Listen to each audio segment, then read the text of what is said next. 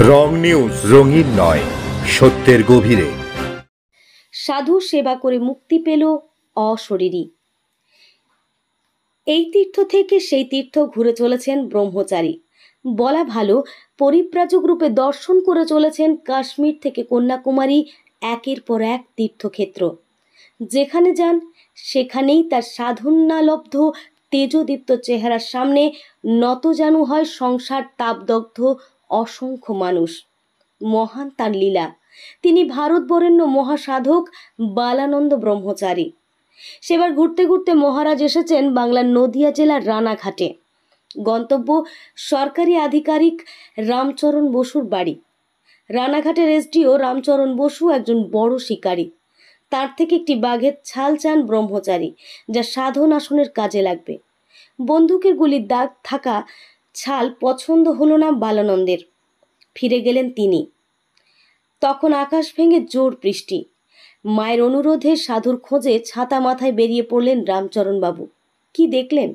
একটি গাছের নিচে ধুনি জ্বালিয়ে ধ্যানে নিমগ্ন সেই সাধু। অঝরে জল পড়ছে, কিন্তু তার গায়ে এক ফোঁটা জল নেই। সাধুর পায়ে পড়লেন রামচরণ বসু।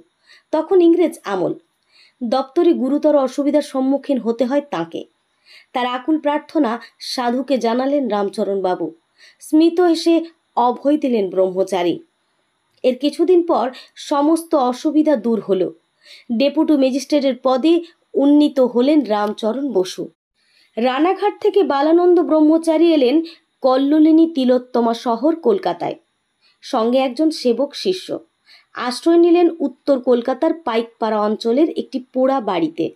ভৌতিক উপদ্রবের কারণে কেউ সেখানে থাকতে পারে না। লোকমুখে সেটি ভূতের বাড়ি বলে পরিচিত।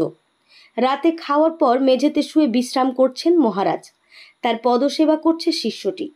খানিক পরে মহারাজ শিষ্যকে বিশ্রাম নিতে বললে শুয়ে পড়ে সে। কিছুক্ষণ পর মহারাজ বুঝলেন তার পা টিপে দিচ্ছে কেউ। চোখ খুলে দেখেন একটি ছায়া শরীর তার পায়ে হাত বুলিয়ে দিচ্ছে। তিনি উঠে বসতে হাত জোর করে নমস্কার করে বাতাসে মিলিয়ে গেল সেই ছায়া শরীর। ইষ্টদেব শিবের উদ্দেশ্যে প্রার্থনা জানিয়ে শুয়ে পড়লেন মহারাজ। পরদিন থেকে সে বাড়িতে বন্ধ হয়ে গেল ভৌতিক উপদ্রব। ফিরে এলো বাড়ির মালিক।